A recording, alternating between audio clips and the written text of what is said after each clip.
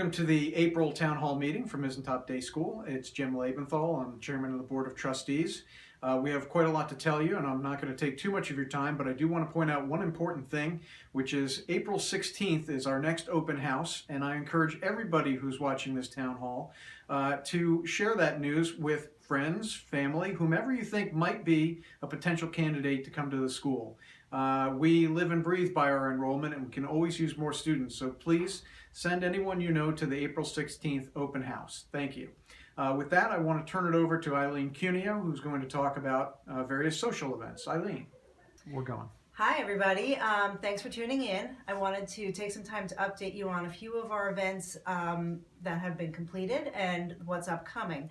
I wanted to start first and foremost and talk about Pirates and Fairies. We had that party back in February and it was a tremendous success. This school was filled with children from outside of the Mizentop community. They had a wonderful time. So much credit to Patty DeBonis and especially Patty Spinelli. They put so much into that event and it was a huge success, so thank you. The next event that we have is the gala, and it is the Caribbean Beach Party. It's going to be a lot of fun. We are honoring Laura and John Olson, who are such important members of the Mizentop community, and I really hope that you can make it to this event. We have two tiers of ticket sales. There's dinner tickets that are $100, or if you just want to come and dance and say hello, that's $50 on April 23rd. I hope you can make it to that. Tickets are available online. Go on the Mizentop website. You also have an opportunity. You can buy an advertisement in the journal. You can wish congratulations to Laura and John. You could sponsor a faculty or staff member to attend the gala so that they can come and be a part of it as well. If you have any questions and you want to help, email me, events@mizentop.org, and I'm sure I can find something for you to do to help out. The event following that is on June 3rd. We have the Liberty Paintball Party and Barbecue. This is the end of the year event. So generously have the Ruices donated to us an entire private afternoon at Liberty Paintball. You will be able to play paintball at a discounted rate from what the normal price is, and you will be allowed to bring friends from public schools or other areas to come and play at this discounted rate. We will be releasing students from school early to attend. So if it would be the same as if you were in a sporting event, a 2:49 dismissal, so that you can get to Liberty Paintball, get set up, get all your guns and paints and everything, and get to the fun. We will have a family barbecue on the hill at Liberty Paintball afterwards. I strongly encourage everyone to attend that. It will be a lot of fun.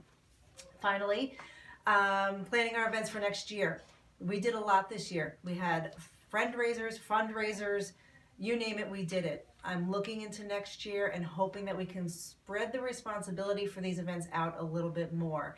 If we can have people volunteer to take one on, or to say, I will be an assistant on just one event, it would really help spread the workload out a little bit so that we can all stay fresh and energized.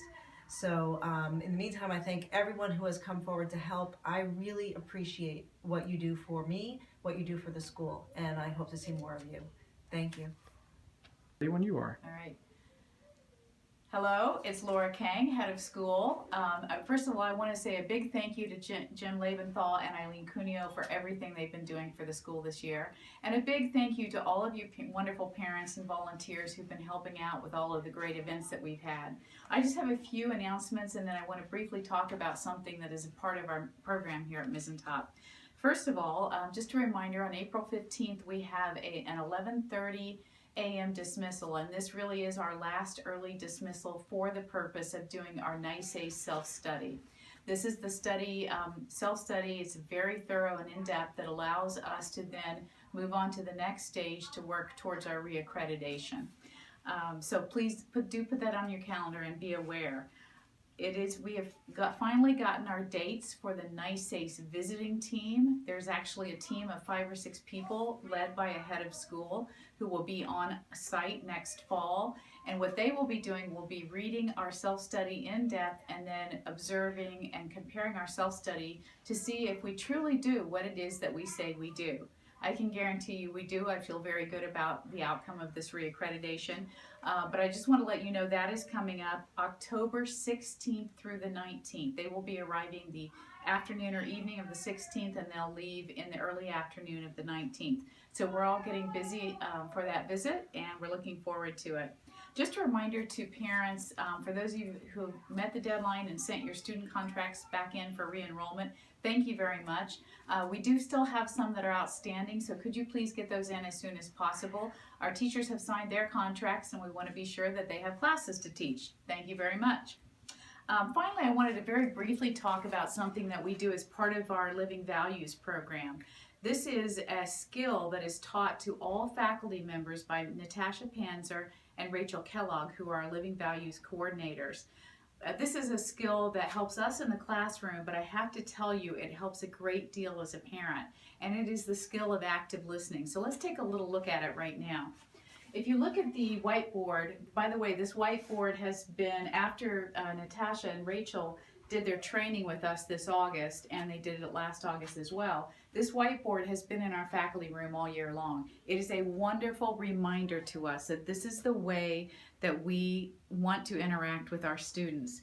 So when a student comes to us with a problem, or they have a concern, or they want to talk about something, there are some good ways to deal with those concerns or those questions. The skills we try to work on are establishing good eye contact, giving open-ended follow-up questions, in other words, not being judgmental, but being very open-ended, acknowledging the student's feelings. You look as though you're very upset. Acknowledge how they feel before moving on. Accept the person's feelings. I understand why you feel that way.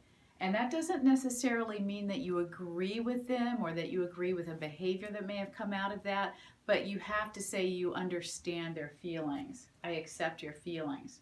Try to let them solve the problem, or let them come up with a possible solution. Sometimes the most unproductive thing we could do is to try to solve the problem for the students or for the children.